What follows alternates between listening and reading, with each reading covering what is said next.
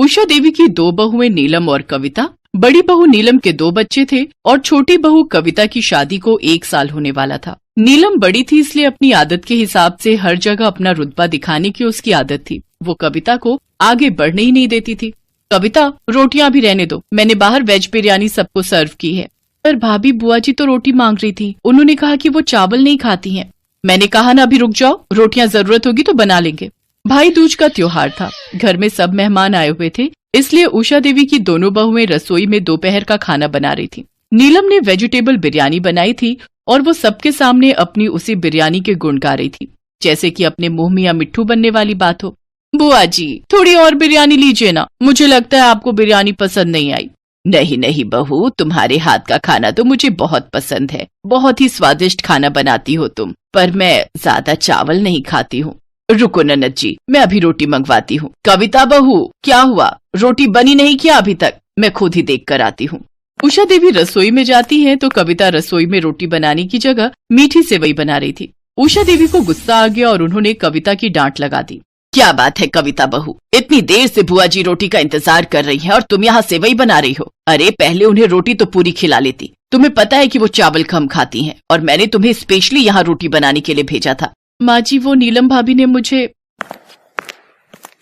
कविता, तुम रहने दो, मैं रोटियां सेक देती हूँ। माँ जी आप बाहर जाओ, मैं जल्दी जल्दी रोटी सेक कर लाती हूँ। पहली बार कविता को एहसास हुआ कि नीलम उसके साथ सही नहीं कर रही है। उस दिन उसने ठान लिया कि वो देवरानी है तो क्या हुआ, पर इस तरह से जेठानी का गलत व्यवहार भी तो वो सहन नहीं कर सकती ना। अब वो चौकन्ना रहने लगी। जब भी नीलम अपने आप को आगे करती तो कविता भी पीछे नहीं हटती, पर वो इस बात का जरूर ध्यान रखती थी कि नीलम उसकी जेठानी है तो उसका मान सम्मान भी बना रहे। एक दिन उषा देवी की बहन और बेटी उन सबके साथ बाजार गई। उषा देवी की बहन की लड़की किरण की शादी थी तो वो सब उसी की शादी की शॉपिंग के लिए गई हुई थी। मौसी जी, ये लहंगा किरण पर बहुत अच्छा लगेगा। क्यों किरण? नीलम भाभी, कविता भाभी जो प्याजी कलर का लहंगा दिखा रही है वो भी बहुत अच्छा है। आजकल प्याजी रंग बहुत इन है, मैंने बहुत सारी एक्ट्रेस को देखा है, वो आजकल इसी कलर के लहंगे अपनी शादी में पहन रही हैं। इसमें फोटोग्राफ्स बहुत अच्छे आते हैं। एक काम करना किरण, तुम दामाद जी के भी सेम कपड़े ही बनाना, बहुत सुंदर लगेंगे। और वो जो मैंने पार्लर वाली तुम्हें बताई है ना, वो इतना सुंदर मेकअप करती है ना कि तुम बहुत सुंदर लगने वाली हो। सच कविता भाभी, आपने तो मेरी शादी की बहुत ही बढ़िया शॉपिंग करवा दी है। अरे भाभियाँ होती ही इसीलिए हैं कि अपनी ननद का ख्याल रख सके। सच कविता, तुम्हारी चॉइस बहुत अच्छी है।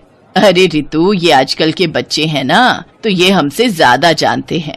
कविता भाभी, आप सामने मेरे साथ उस शॉप पर चलना, मुझे वहाँ से अपनी जीन्स के साथ अच्छा सा टॉप भी लेना है। मुझे धीरज ने बोला था कि अगर हम हनीमून पर जाते हैं तो जीन्स भी आप समझ रहे हो ना भाभी?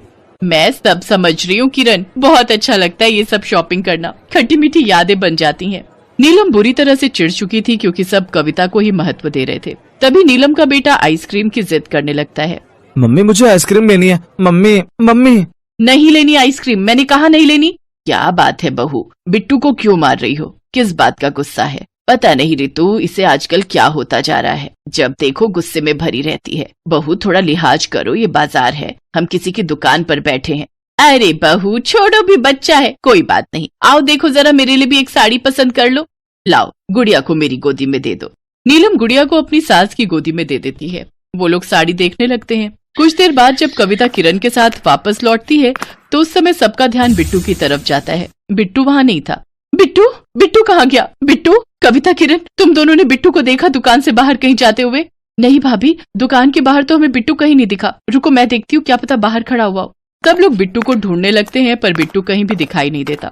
नीलम के साथ साथ सबका रो रो कर बुरा हाल था। तभी कविता के मोबाइल पर एक अननोन नंबर से फोन आता है। हेलो, कौन? चाची मैं बोल रहा हूँ। बिट्टू, चाची मैं अंकल के साथ खड़ा हूँ। अंकल के साथ? बेटा अंकल को फोन दो। जी, आपका भतीजा मेरे पास ही खड़ा है, वो बिल्कुल सेफ है, आप इस जगह पहुँच जाइए। सब लोग घबरा कर उस जगह पर पहुँचते हैं जहाँ बिट्टू उस आदमी के साथ खड़ा था। बिट्टू, मेरा बच्चा, तू ठीक तो है ना? हाँ मम्मी, मैं बिल्कुल ठीक हूँ। वो एक चोर अंकल मुझे आइसक्रीम दिलाने ले जा रहे थे, मैं उनके साथ जा रहा था, तभी इन अंकल ने मुझे रोक लिया और उसकी खूब पिटाई की, वो यहाँ से भाग गया। जी, आपका बेटा बिट्टू बिल्कुल ठीक है, वो बदमाश भाग गया, वो तो मेरी नजर पड़ गई और मैंने उसे पकड़ लिया। आपका बेटा बहुत समझदार है, इसे बाकी फोन नंबर तो याद नहीं थे पर अपनी चाची का नंबर याद था, इसलिए मैंने तुरंत इनके नंबर पर फोन मिलाया। आपका बहुत बहुत शुक्रिया बेटा। सब लोग बिट्टू को लेकर घर आ जाते हैं। नीलम को सारी बात समझ में आ जाती है। कुछ दिन पहले बिट्टू कविता के साथ बैठा था तो कविता उसे अपना मोबाइल नंबर याद करवा रही थी और बिट्टू को इसमें बहुत मजा आ रहा था। बिट्टू नीलम के फोन से कविता के नंबर पर बार बार डायलिंग कर रहा था। मजाक मजाक में ही सही, पर बिट्टू को इसी बहाने अपनी चाची कविता का नंबर याद हो गया था।